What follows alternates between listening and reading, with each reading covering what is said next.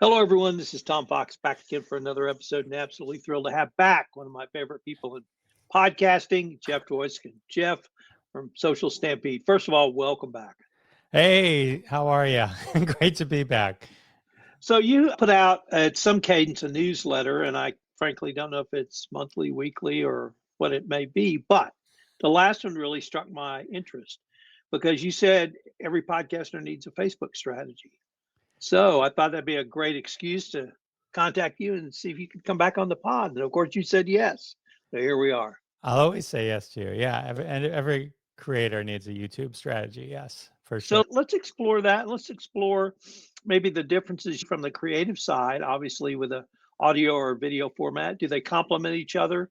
Are they really completely different? How do they integrate into your specialty at Stampede Social around Instagram and just all things Jeff on why I need a Facebook strategy? YouTube. YouTube, sorry. See? You don't need a Facebook strategy. No, Yeah. yeah, that the whole you could just cut that 30 seconds for Facebook and then that can be a whole episode. The you need, YouTube, I think what people get caught up on, especially podcasters with YouTube, is when they say video, they immediately assume that means a visual element, like what we're seeing, the two of us right here. And it can mean that.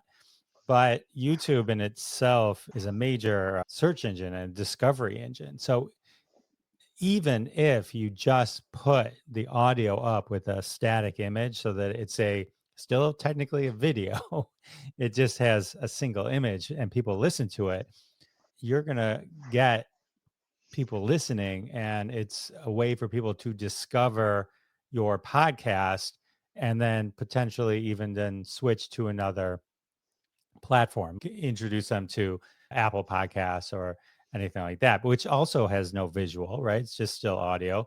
A lot of people listen and use YouTube, even though there's sometimes visual, they just listen. And so that's the thing. So you need to be there. I did switch to putting actual video, me talking head videos, I guess, about a year ago. I started doing that. But I have episodes that are just audio, some because I don't even have the video for them because they were maybe phoners that have done tremendously well. And when I say tremendously well, that's always in context to who you are. I'm not Mr. Beast. So when I say tremendously, that could mean 1,000 listens, something like that. Pick up an extra 1,000 listens, which is a lot considering you add that to the podcast and you start to build up your social proof. You're not just about downloads. You can also be about listens. And here's the thing is one of my most popular YouTube videos I published months ago, and it still is cranking in tons of listens and views and all that kind of stuff. So, Interesting choice. yeah, let's see. I'm not quite sure what happened. Too close. Too close. Okay. There we How about go. that? There we go. And now I was going to say I have two metrics for you, but I think we may need to introduce why you need a strategy. But here's two metrics. And you came up with one of these metrics that I quote freely. But I'll start with the first one. And the first one was, in having this similar discussion with my wife, she said, nobody will watch you on a podcast on YouTube. And so we were with my daughter and her partner, they're Gen Zers. And my wife asked him, and she said, would you watch a YouTube video on television? And my wife's partner said, oh, we do it every Friday night. We get a bottle of wine, we invite friends over, and we watch YouTube interviews. And so that was a pretty powerful metric. But the other metric, this comes from you, and we have to put on your captain's hat for Yacht Rock because, as you pointed out, and I confirmed after I watched the documentary on it, video killed Yacht Rock. And if we ever need any past performance to show the power of video, I think MTV showed that. And I'm fully convinced you're right, number one. And number two, the other thing that intrigued me is I agree with everything you said up to this point, but let's move to the strategy part because all of my interviews 99.99% are just like this. I'm doing with you, virtual one-on-one interviews. I have one roundtable podcast, so I have to carve that one out. But everything else is one or two people. And what's a strategy we can use on YouTube that might help us, or something that you've seen work or even heard about? Just being there is strategy number one. I think that's the thing. And I'm glad you quoted me quoting the yacht rock thing, because I've said that to other people and they still push it off. And it's history does repeat itself. And just to summarize what it is, the stars of yacht rock, or really anyone at that time, the documentary just happened to be focused on yacht rock. But the stars that were huge, Christopher Cross was number one, winning Grammys left and right, but then didn't convert to video, didn't see this video revolution as something he needed to do. And everyone that felt that way disappeared. But again, it then gets down to the conversation of what are we defining as video? Just to me, it's not a video strategy, it's be on YouTube strategy. Just be on YouTube. Make sure your stuff is on YouTube. And so anyway, so that being said, and then you brought up an interesting point about the TV. I just looked up my stats real quick. Now keep in mind, I think I had in the last 20,000 views on YouTube, I had 23% of them were viewed on TV. Oh, No, and that's the number two. Mobile 45%, TV 23%, then computer 23%, and then tablet 8%. And the majority, my age range, the most is anywhere from 25 up, really, is what it is. So yeah, people do watch YouTube on TV a lot these days. So it's definitely interesting. So strategy number one is just be on there. I don't know how I feel about using the RSS feed connection with it. I tried that and it just dumped it in, and you don't really have control over some of the other features that they have. The thing I like about YouTube in general versus having it auto post from other platforms is that in YouTube you can set it up, and like I can set up today I set up the one that's going to go live on the 27th, or that's going to go live 2 weeks from now or whatever. And so when it goes live, it's live. If you use your like the RSS or whatever, when it goes live, it starts the process of going live, meaning like uploading and all that kind of stuff. And you can't get really the tags in there and stuff like that. So SEO is a big part of the strategy with YouTube videos. A good title, a good thumbnail, a good chapters, having chapters, and then having a good description. There's tags, there's hashtags. So there's a lot. I can share with you. I do it all in ChatGPT. There's GPTs that you can just search. I'm happy to share my public one for the one I use for show notes that I built.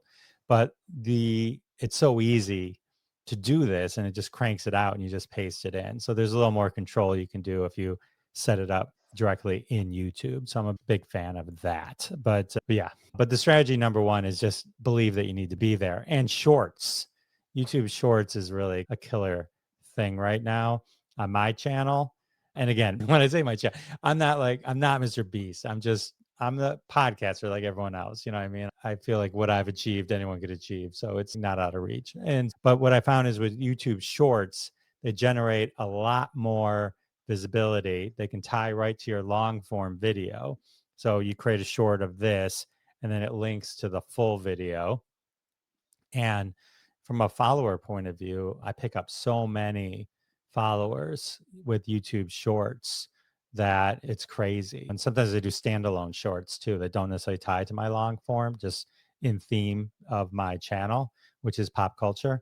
I'm talking about my personal podcast channel.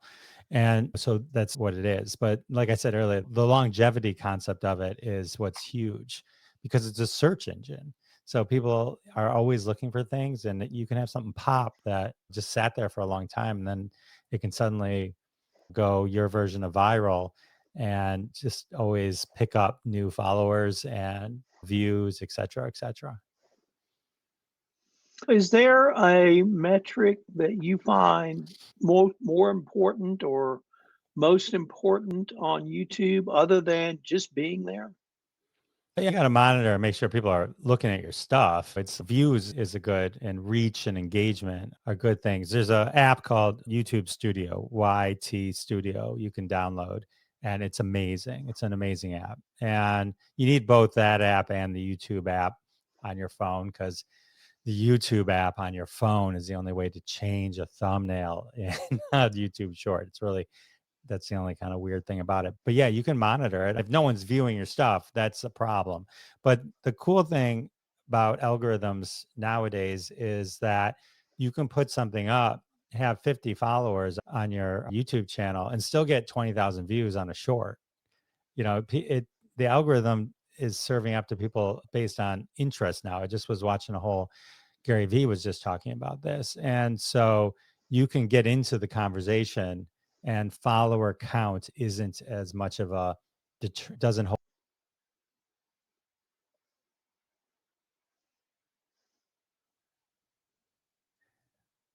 follower count doesn't hold you back like it did in the past. But we're still rocking and rolling. Okay, cool. So, how about you've said several times one of the key things is to simply be on there because of the search function. How can that being on part of that search function really drive engagement to either your audio channels, or if you have a website or other social media posts can help in that way? Is it really the reels and shorts? YouTube Shorts, yes. It was interesting. I was so obsessed with getting people to Apple or Spotify or Good Pods or what have you. But I started just being happy if they watched it on YouTube. You know what I mean? I think the mentality I had years ago of them watching it on YouTube and not counting on my RSS feed, I've moved away from that idea. And I'm one of the things with Stampede Social where we've been evolving it is being able to, you can connect your YouTube. And that part of the reason I put the blog out was to get people thinking about YouTube, because we started to create some YouTube features for Stampede Social.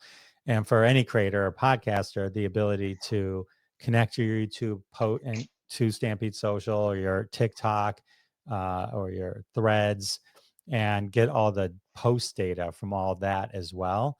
And we're betaing on YouTube comment response, so that you can, in a video like this, you could say, oh, you want to learn more about Stampede Social, comment blah below, and then check your notifications, and there'll be a link in your notifications for you to find out more about X. And then that works on YouTube Shorts and on long form video.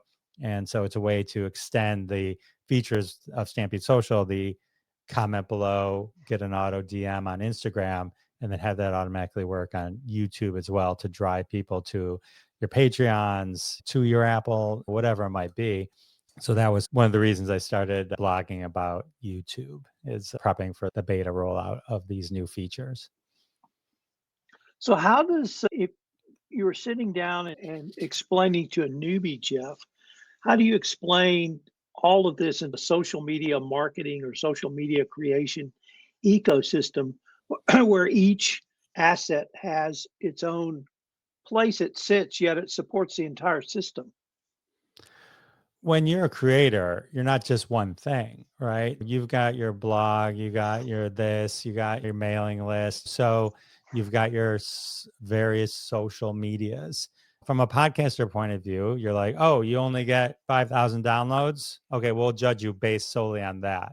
The fact that you have 100,000 followers on Twitter doesn't mean anything to us, or on Instagram or YouTube, or that number combined, or even 50,000 combined, or 10,000, or another 5,000. So we as creators just have said, oh, that's okay. I guess that's the way it is. And it doesn't need to be that way. So, especially with a lot of people who look for sponsors on their own and don't go the route of just counting on someone because they're not big enough to hand them ad deals.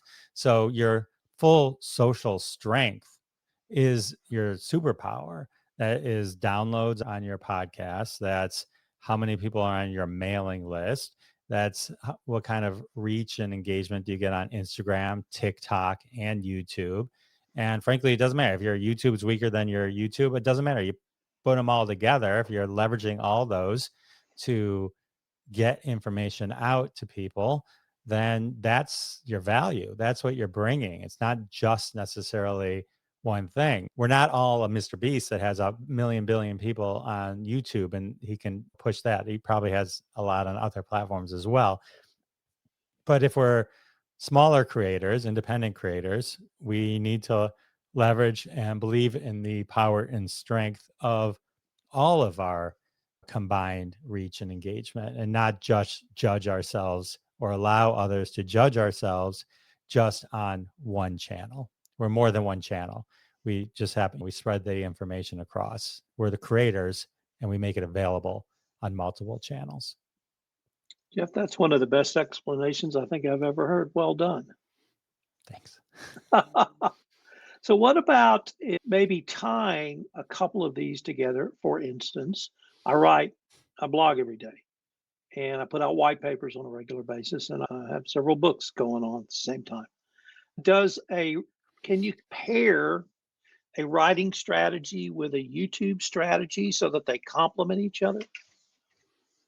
I suppose you could. You can drive book sales from YouTube. You can use your book, put QR codes to help drive to various things or supplemental data. If you have a chapter in a book about something and you have a whole episode on it, you can put a QR code in there and just say, hey, scan this, and we can take you to that content. So there's ways that you can crisscross platforms and concepts to help leverage all the different social media platforms that you might have. Jeff, I think you're way underselling your services. You need to expand out to this entire ecosystem that you've articulated and help people understand what you understand. This is great stuff. Thank you. Yes, my superpower is undervaluing Your service offerings. Yes. So thank you for that. Thank you. Let's go back to the beginning, which is get on YouTube, because it all really flows from there. And maybe we can end with the two metrics I started with, which are Gen Zers are on YouTube, period. And when I hear people, now let me put it in context. When Saturday Night Live came out, I was in college. And we would think, in fact, we didn't think nothing. We spent every Saturday at a bar, which had a big screen TV back then, drinking, eating nachos, and watching Saturday Night Live. So to think that people won't collectively get around and watch visual entertainment, I think is probably short-sighted on my part for not to even think of it. But if there's a generation of people that are interested enough to get together on a Friday night to watch YouTube videos, particularly interviews, I think that tells us something. And then back to Yacht Rock. When Kenny Loggins says MTV killed Yacht Rock, we have to listen to that because he's a voice that was successful before or during Yacht. He was successful before Yacht Rock. He was very successful during it, and he was even successful after it because he switched strategies. But I think your Christopher Cross example, he wasn't just big. He was the first time 5 Grammy winner ever, and that was it.